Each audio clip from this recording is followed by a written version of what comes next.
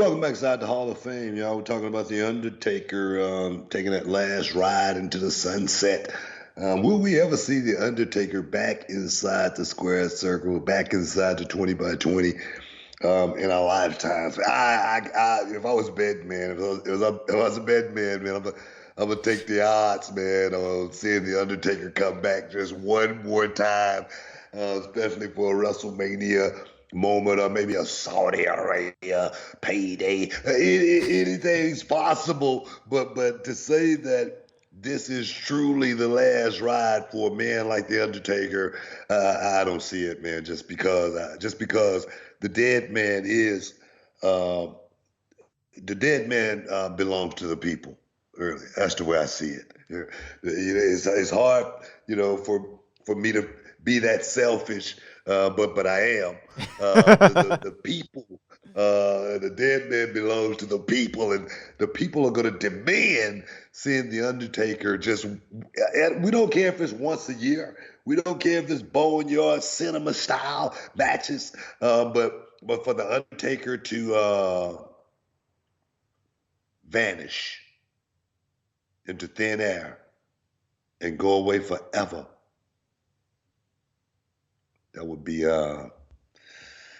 sacrilegious. Well, Boy. he did sign a 15-year contract, like a year ago. So he's got to be around. I just don't know in what capacity the Undertaker's going to be. It was cool to see in the last ride he was actually going down to the Orlando training facility and helping out some of the bigger guys Yeah. down there. I saw Brendan Williams, our own Brendan Williams from Reality Wrestling, was in the documentary. Undertaker was trying to, bestow some knowledge on him. Hopefully it helped. Big 6'7" guy. But I think that the Undertaker, he did say, he doesn't ever see himself getting in a ring again, but he also said never say never.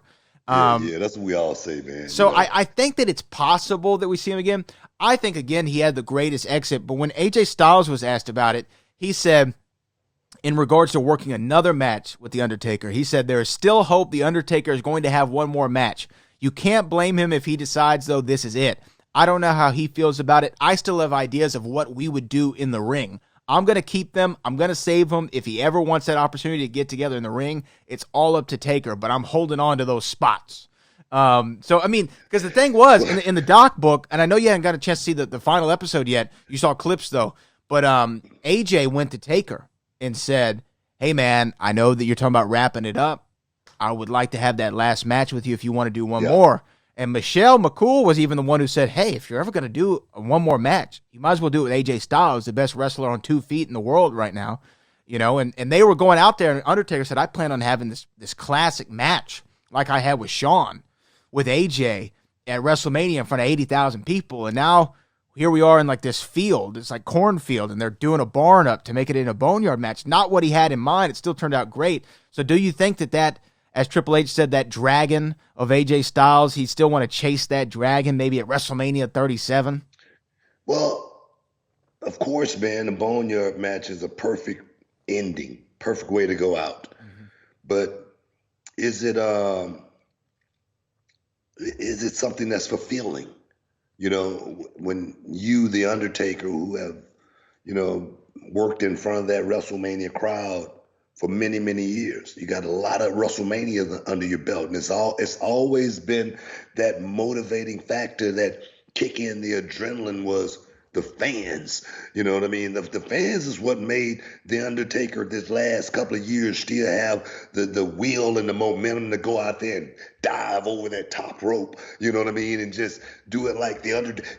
Without that right there, without having that moment, will the Undertaker be totally 100% fulfilled or walk away from it barnyard style? Now, thinking about that Shawn Michaels, epic contest here in Houston, that everybody perhaps think was the greatest match of all times, as far as I'm concerned.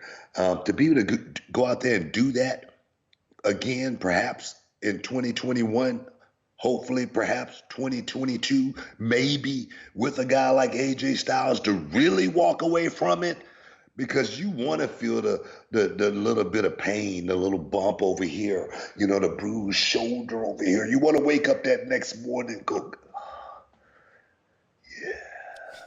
It's a badge of courage. It's part of you to want that at least just one more time. Trust me. Every time I've gotten in the ring as of late, I felt like a truck ran over me. But I know that you cannot do this and not wake up that way. That's part of, that badge that you pick up after going out there and having those matches. It's just part of it, comes along with the territory. And I just don't know if The Undertaker can walk away without saying, man, I had to go out there and actually feel that moment as well as be a part of that moment at the same time. Yeah, no, I hear what you're saying. The only thing about him calling it quits in the Boneyard match would be, for me, The Undertaker's last match we don't see in front of the fans.